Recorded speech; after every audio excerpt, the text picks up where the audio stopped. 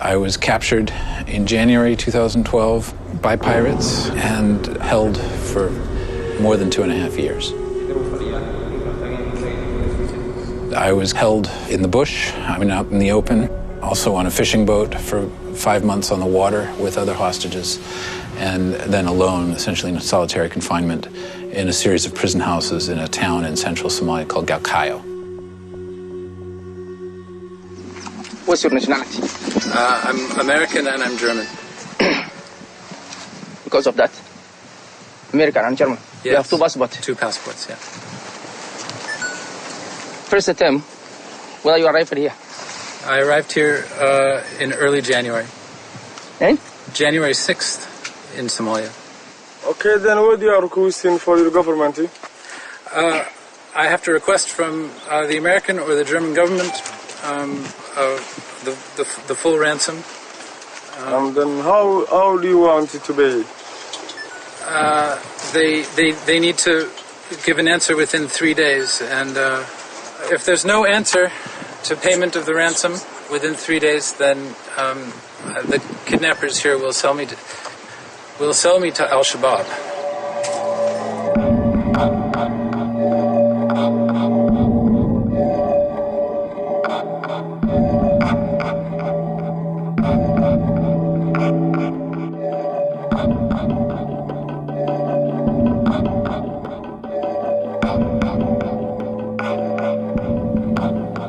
Our panel tonight is on freelancer safety.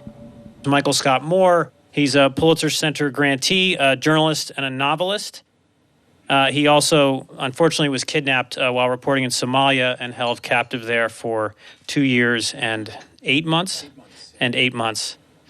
But in the vein of responsibility, and this is sort of a question for me and for Michael, many people feel it's our fault that, in my case, I acted recklessly by going to this Taliban interview, that you were reckless for going to Somalia, and that's a problem. And I regret my decision to go to an interview that got me abducted, and not in terms of your case specifically, but do you hear about, or feel there's a change in terms of journalists themselves?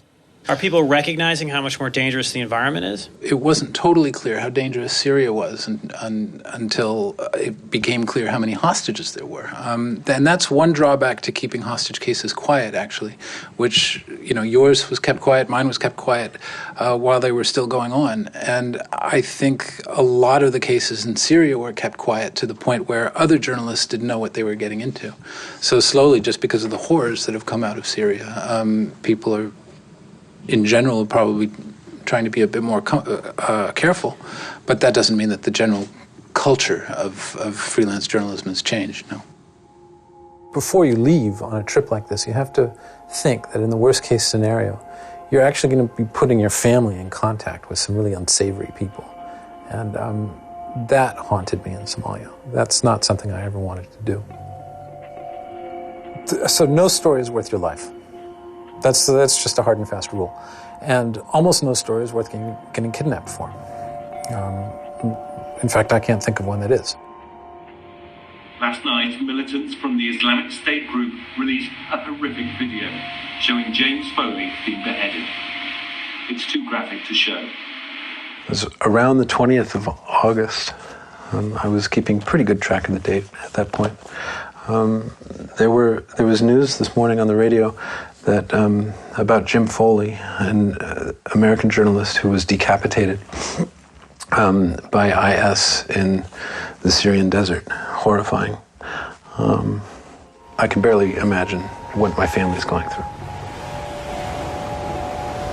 From time to time, I did go down to the ocean, and knowing that he loved to surf, and I would do that. And in the evening, when I would look at the moon, I would always think, well, he must see the same moon, and I hope, he feels that I'm thinking of him, and, that maybe he gets a little strength from that, and to cope for another day, another week.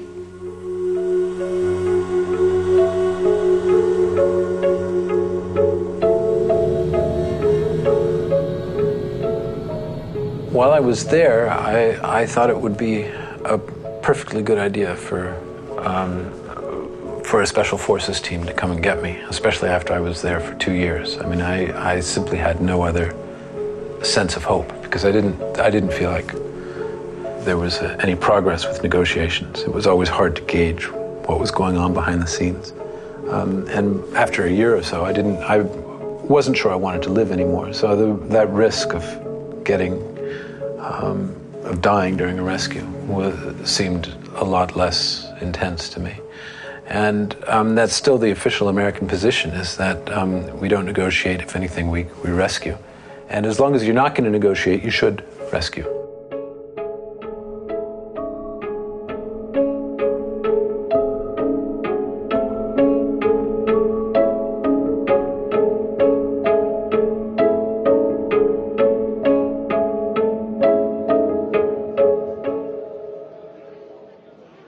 What's true, I think that there were red lines that I set for myself, and a few of those I crossed. I went shopping for insurance, and when I got rejected shortly beforehand, I should have just called off the trip.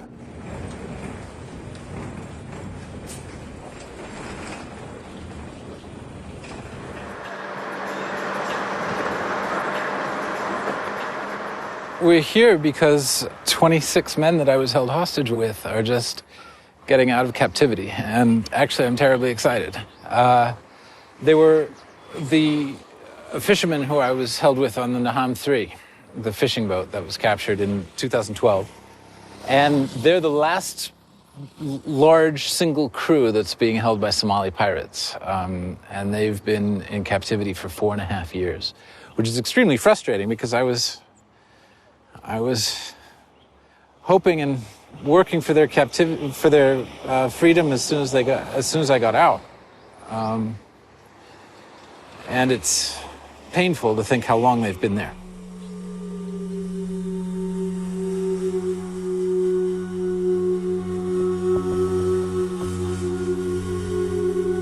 On the last day, a car came, and they told me to pack my things. And they had a sack of cash. It was part of a ransom that was paid, and that particular sack was payment for the guards, apparently.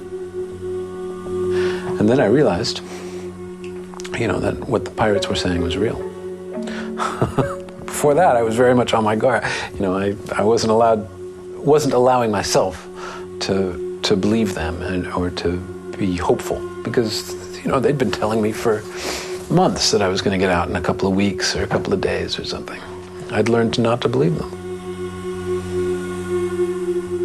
We came up with an agreement and everything. I mean, we made our demands when Michael would be brought and how he would be picked up, etc., etc. And there must have been some kind of rift because when the ransom was being distributed, they had a big gunfight, some of the top pirates, and amongst each other. But luckily, Michael was out of there by then. I landed in Nairobi, and this is the first place I felt comfortable, at least for a little while after you get out. And it marks a change in your life. I had my own bed, and I had my own shower. I mean, a working shower for the first time in 2.5 years. And it was all mine. I could just sleep in the bed and then take a shower when I wanted to, instead of having 6 guys get up with Kalashnikovs to guard my way. When we met, his first words were, "I'm so sorry to put you through this," So I said, well, it's okay. You're free. Don't be sorry.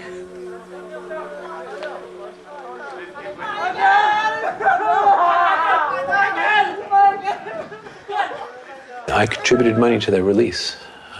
As soon as I got out and I heard they were still in there, because there was just no other way to get them out. I could kind of tell that there were, out of 5 governments, nobody was planning any kind of a rescue. So the only way those guys were going to get out of Somalia was going to be with money.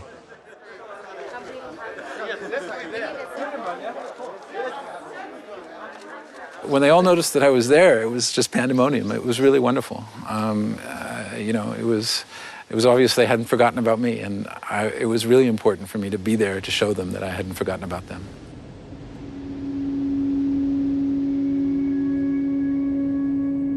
in general, going to crisis regions like this is still something that has to be done. I mean, otherwise you don't get a clear picture of what's going on. That's a responsibility that journalists has to take, and it was a complete failure from my point of view. There will always be journalists who take risks like this.